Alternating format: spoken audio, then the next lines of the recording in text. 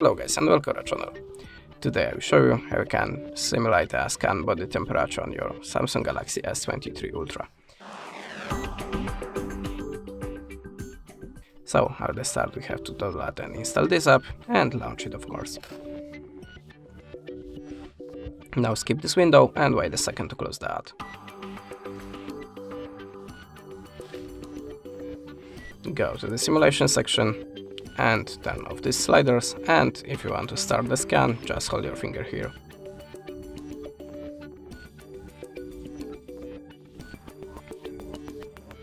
Wait a second again. Close the ad, and how you can see, this is my result. If you want to save it, just click on this button and tap save. That's it. Thanks for the watching, leave us a subscribe or a comment, and goodbye.